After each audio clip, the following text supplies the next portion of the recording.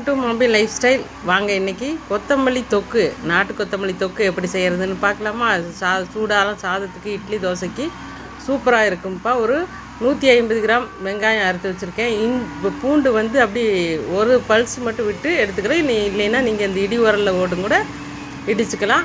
1 spoon வெந்தயம், 1 spoon கடுகு போட்டு லைட்டாக வெறும் வானலியில் வறுத்துக்கலாம்ப்பா. இது வந்து பொடி செய்கிறதுக்காக வேண்டி தொக்குக்கு. கடுகு பொரிஞ்சு வெந்தயம் லைட்டாக ப்ரௌன் ஆனதுக்கப்புறம் நம்ம நிறுத்திக்கலாம், லைட்டாக வறுத்துக்கலாம். இந்த தொக்கு உங்களுக்கு வந்து 1 வாரம் 10 நாள் வரையிலுமே கெடாது. இதை ட்ரை பண்ணி பாருங்கள். முதல்ல 1 கட்டு கொத்தமல்லி இதுக்கு நான் எடுத்திருக்கேன். 1 கட்டு கொத்தமல்லி நல்லா சுத்தம் பண்ணி தண்ணியில் 2-3 தடவை அலசி ஒரு 50 கிராம் புளியை நல்லா சுடு தண்ணி ஊற்றி கரைச்சி வச்சுருக்கேன்ப்பா. அந்த கொத்தமல்லி தலையும் புளியையும் நல்லா பேஸ்ட் போல் அரைச்சிக்கலாம். அதோடு வந்து நம்ம அந்த வெந்தயம் கடுகு பொடி பண்ணி வச்சுருக்கோம்ல, வறுத்து வச்சது லைட்டாக பொடி பண்ணி வச்சுருக்கேன். நம்ம அதையும் அதோடு சேர்த்திக்கலாம். ஒரு 2 ஸ்பூன் வரமிளகாத்தூள் போட்டுக்கலாம். வெறும் வரமிளகாத்தூள். உங்களுக்கு தேவைன்னா மிளகாயை கூட வறுத்து போட்டுக்கலாம். இதில் ஆப்ஷன் தான். அதுக்கு தேவையான அளவு உப்பு சேர்த்துக்கிறேன். கல் உப்பு தூள் பண்ணி வச்சு உப்பு சேர்த்துக்கிறேன். வானலியை வச்சுக்கலாம். நல்லெண்ணெய் ஊற்றிக்கலாம்ப்பா. உங்களுக்கு எந்த நல்லெண்ணெய் ஊற்றினா நல்ல டேஸ்ட்டு வரும். அதுக்காகத்தான் நல்லெண்ணெய் ஊற்றுறோம். நல்லெண்ணெய் ஓட்டோன்னா கடுகு போட்டுக்கலாம்ப்பா. கடலைப்பருப்பு போட்டுக்கலாம் தாளிக்கிற அளவுக்கு. நல்லா லைட்டாக மெரூன் கலர் ஆகட்டும். கடுகு பொரிஞ்சு கடலைப்பருப்பு மெரூன் கலர் ஆனோன்னா நம்ம கருவேப்பிலை சேர்த்திக்கலாம்.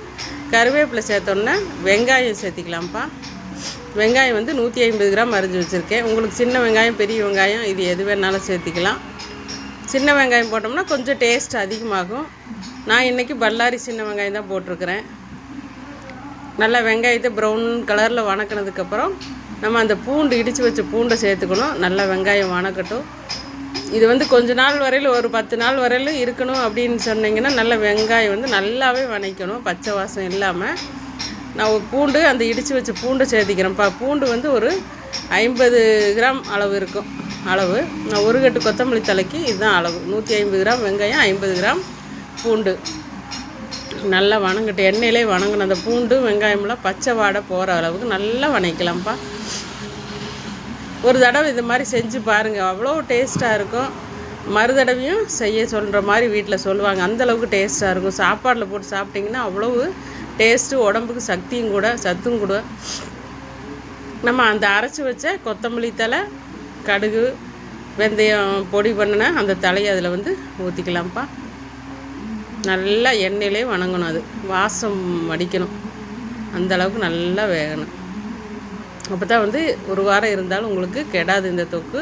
இப்படி எண்ணெய் மிதந்து வரணும் நல்லா. இந்த ஸ்டேஜில் உப்பு உங்களுக்கு கரெக்டாக இருக்குதா, காரம் கரெக்டாக இருக்குதான்னு பார்த்துக்கிட்டு உங்களுக்கு ஏற்ற மாதிரி சேர்த்துக்குங்க. நல்லா எண்ணெய் பிரிஞ்சு வந்துருச்சுப்பா. இப்போ உங்களுக்கு கொத்தமல்லி தலை தொக்கு சூப்பராக ரெடி ஆகிருச்சு. இது சாதம், இட்லி, தோசை எதுக்கு வேணாலும் சாப்பிட்டுக்கலாம்.